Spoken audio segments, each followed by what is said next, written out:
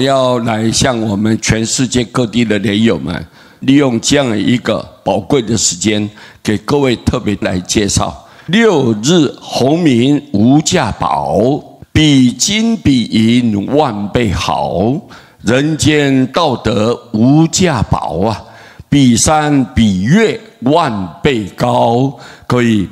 师父要特别利用这一章来跟各位大家提醒，六日洪名是什么？南无阿弥陀佛，就是六日洪名，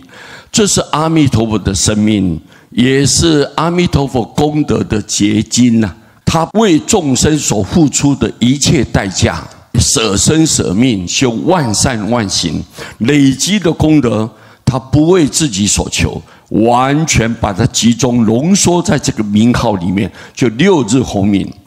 要让这个六日洪名呢，遍布整个十方法界，不单单是我们娑婆世界的一切众生，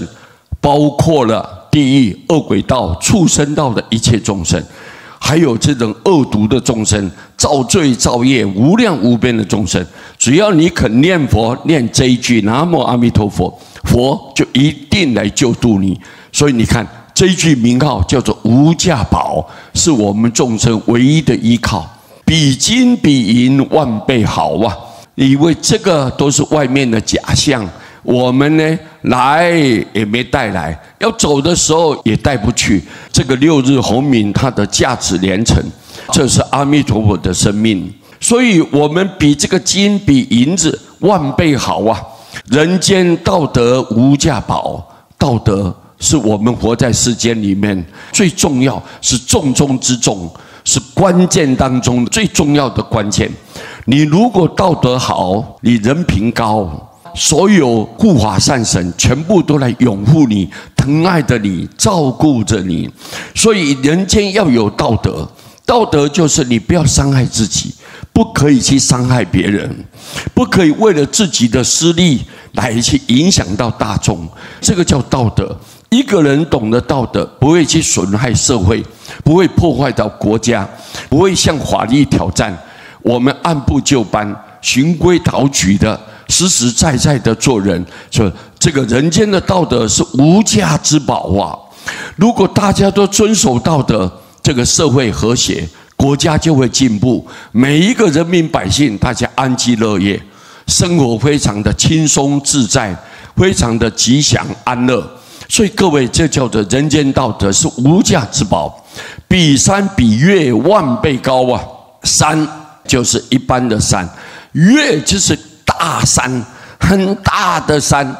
道德是最崇高的，比大山都万倍高啊！只要一个人有道德，那人生的道路就充满了无限的希望跟光明。所以师父要提醒大家，我们互相鼓励，除了我们要好好念佛之外，我们也遵守做人的根本道德。现在这个社会啊，因为我们的物质欲望，大家贪求的太强烈了，所以往往心性都迷失了，迷失自己，就无形之中人的生命那个价值观呢，就偏差了。所以在这种此时此刻，我们更应该要遵守道德，提倡道德，宣扬道德。如果说大家遵守道德，这个社会才会进步的，社会才会安和乐利的。这个是非常重要的观念哈，希望大家要把这样的一个理念呢，好好的自我调整、自我要求，这样的无形之中，整个社会